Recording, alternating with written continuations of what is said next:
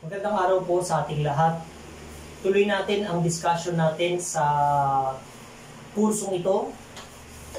Again, logical concepts.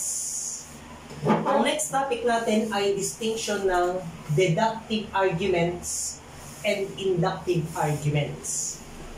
Kukunin natin ang source natin kay Irving Copy, page 3 to 4. Hindi ko na babasahin sa inyo, no? Page 3 to 4. Nandito yan. Okay? Kasi nakasulat naman dito yung ilang mga key points to distinguish them. Okay. So, alam ko, familiar kayo doon sa, marami sa atin familiar sa terms na deductive and inductive logic or deductive and inductive process of reasoning or arguments. Okay? Pero, yung familiar tayo na definition sila na popular, tawagin natin itong common notions na ipinakilala ng science.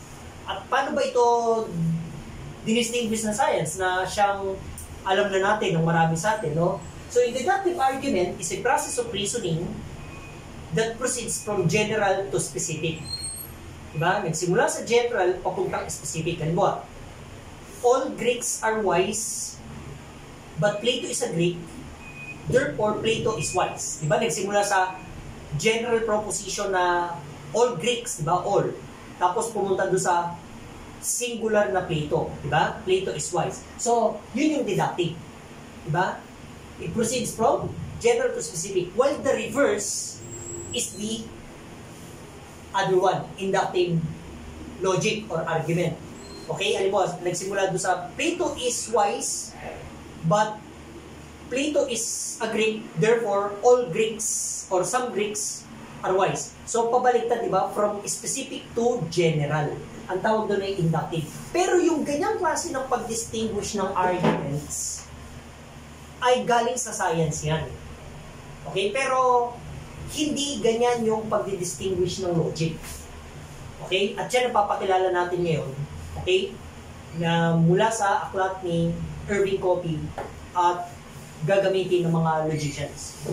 So, ano yung deductive arguments? Okay. Sabi ni Copy dito, no? Logicians are concerned with distinguishing the two. And these two types of logic or arguments, both of them, okay, involve, okay, the claim, in them, involves the claim that their premises provide some grounds for the conclusion.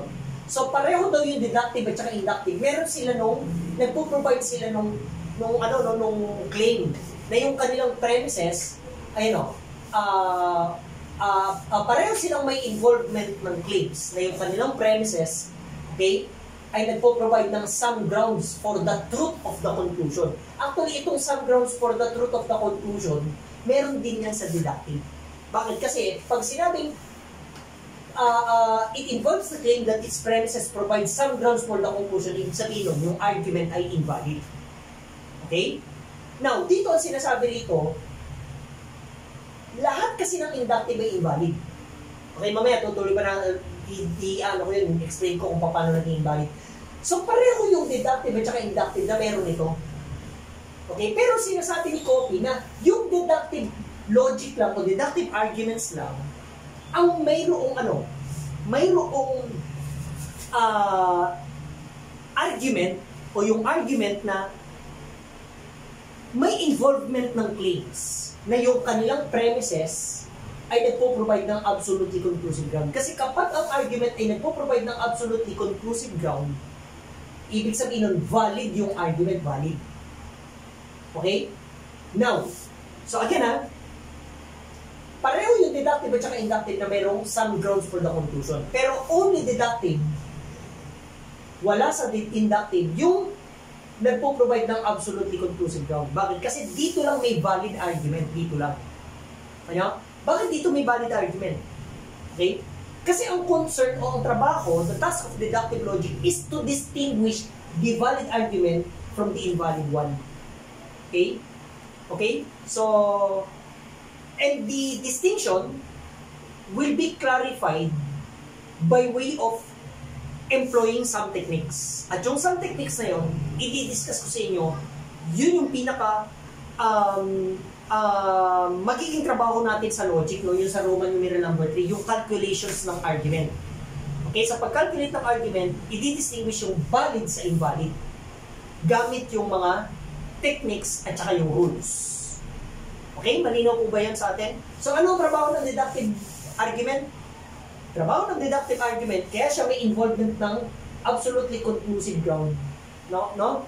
Ay, kasi, nasa kanyang valid, at kaya nasa kanyang valid, i-distinguish pa yan sa invalid. Ano ang argument sa valid, anong invalid? Gamit yung techniques. Okay, na ina-apply ng mga rules. Okay? Okay, so, now, pwede ba natin sabihin na lahat ng deductive valid? Sige, bakit? Kasi kung lahat ng deductive valid, wala na tayong pag-uusapan sa ating buong course outline. Bakit? Kasi, ito lang naman yung logic natin eh. Ito yung logic na ituturo ko sa inyo sa lahat ng mga videos natin. Hindi ito. Ito kasi, hindi sa atin to. Sa science to. Yung mga ginagamit to sa mga nag-experimentation and dun sa observation. Ano? Okay, so malinaw ha?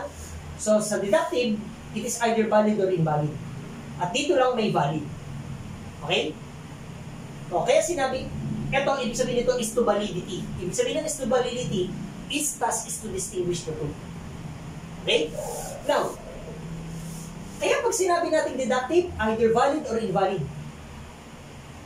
Pero pag ang argument ay valid, automatic deductive yan.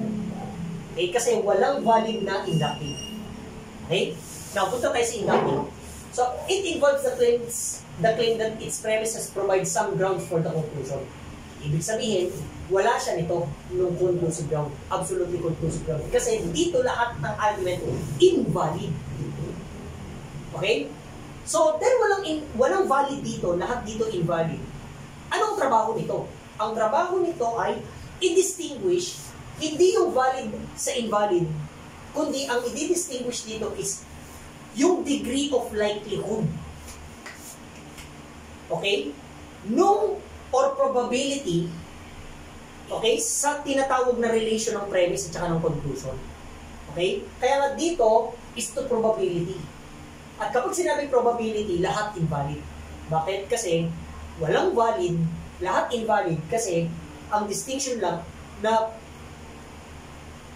pinag-usapan dito o dinidistinguish dito ay yung what is more acceptable claim and what is less acceptable. Kaya degree of probability or likelihood. Dito, validity.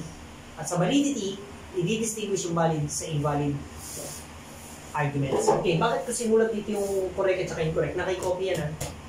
Yung correct, the same with valid. Yung incorrect, the same with invalid arguments. Okay? Yung correct reasoning o correct argument. Okay? Yung valid, invalid ay technical terms lang in logic.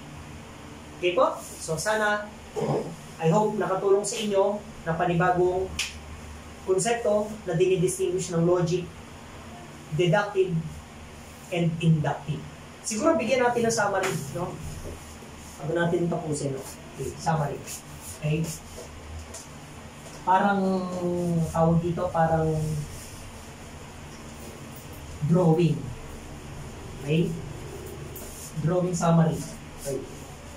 Okay. Again, pag sinabi natin deductive argument, it is either valid or invalid. Pwedeng valid yan, pwedeng invalid. At i-distinguish nga niya. Pero pag valid ang argument, automatic deductive yan. Walang inductive na valid. Okay? Sigurado deductive yan. Pag invalid ang argument, it is either deductive or inductive. Okay? Pero pag inductive yan, yung argument, sigurado invalid yan. Okay? Bakit? Kasi walang valid na inductive. Ano yan? Okay? So, yan yung pinaka summary point yung distinction ng dalawa sa pamagitan ng drawing. Okay, thank you. Kita-kita ulit tayo sa next video. So, bye-bye.